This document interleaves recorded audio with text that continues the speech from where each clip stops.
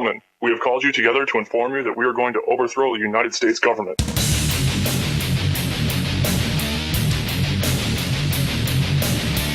you still think that jet fuel brought down the World Trade Center? Does anybody else see a problem here? If the government has nothing to hide, why are they so afraid to answer a few questions? This story does not add up. And CIA Deputy Director Gina Haspel is the president's choice to replace Pompeo at the agency. She is a career intelligence officer who joined the CIA in 1985. If she's confirmed by the Senate, Haspel would be the CIA's first female director. Jeff Pegues looks at why she was chosen for this history-making role. Jeff, good morning. Good morning. Haspel is a career CIA officer who became deputy director last February. She is highly respected within the agency and has held leadership positions overseas, serving as a station chief at several of her posts. She's also held senior positions in the National Clandestine Service, which runs covert operations and helps collect human intelligence around the globe. Haspel does have a bit of a checkered past, though. She was directed to run one of the CIA's secret prisons, but did not devise the concept. Her supporters say that she was just following orders. It's just following orders. It's just following orders. It's just following orders. Thank you very much. Henry Kissinger has been a friend of mine.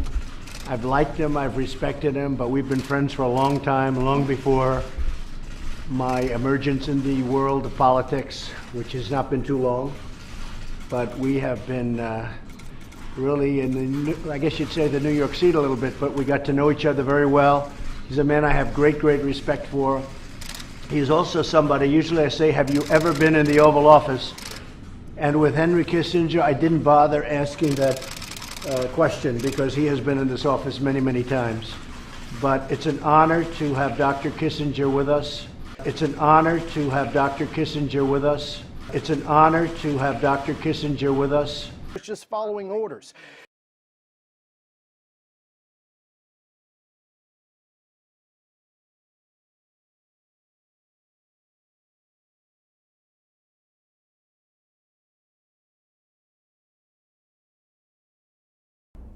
There's just been another massacre in Virginia Beach where the shooter used a silencer. Yeah. What is your view of silencers? Would you like to see those banned? Well, I'd like to think about it. I mean, nobody's talked about silencers very much. They did talk about the bump stock, and we had it banned, and we're looking at that. I'm going to, seriously look at it. I don't love the idea of it. I don't like the idea. What's happening is crazy. Okay, it's crazy. Mark your calendars. June 6, 2019. Trump does an interview with Piers Morgan, Mr. Anti-Gun, in England, and says he's seriously looking at banning suppressors or silencers. I've got an article right here from the ATF admitting that millions of these have been sold and that almost no crimes have been committed. But regardless, people commit crimes with automobiles. They commit crimes with baseball bats. You don't ban butcher knives or automobiles or baseball bats because they were used in crimes, because criminals used them.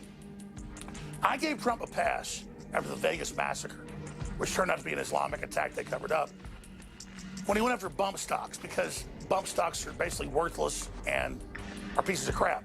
But my listeners said, Jones, you're wrong. The fact that Trump got political points talking about this means that when there are future events, he will blame the firearm or accessories. Well, guess what, listeners? You're right. So I'm telling President Trump this. The Democrats want to repeal the Second Amendment. There's massive pressure to do it. It's not going to stop criminals committing crimes. And if you're going to blame the 10 million plus silencer and suppressor owners in this country because some wound up guy in a gun-free zone went and attacked his coworkers and had one in his truck, then that's my line in the sand. President Trump, if you become Hillary Clinton, what's the point of supporting you?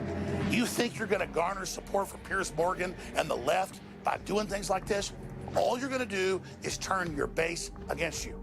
So I'm going to tell you what I told Piers Morgan on CNN. Hitler took the guns. Stalin took the guns. Mao took the guns. And if you try to take our firearms, 1776 will commence again. Damn it, Trump. At least you said at the end of the clip, well, you're not inclined to do it. Okay, but you're giving it lip service. Once you ban bump stocks, in that whole fake story of what happened, we know is a fraud, you open the door to blame the tools instead of the psychopaths. And once you did that, you joined the deep state and the globalists, who are your mortal enemies. Trump, I want to support you, but damn it, you crossed the line on the Second Amendment. I'm sworn to defend this constitutional republic against all enemies, foreign and domestic. And you cross that line, you become an enemy of the republic. Trump, you know the right thing to do. You have been warned. Hitler took the guns. Stalin took the guns. Mao took the guns. Fidel Castro took the guns. Hugo Chavez took the guns. And I'm here to tell you, 1776 will commence again if you try to take our firearms. Doesn't matter how many lemmings you get out there on the street begging for them to have their guns taken. We will not relinquish them. Do you understand?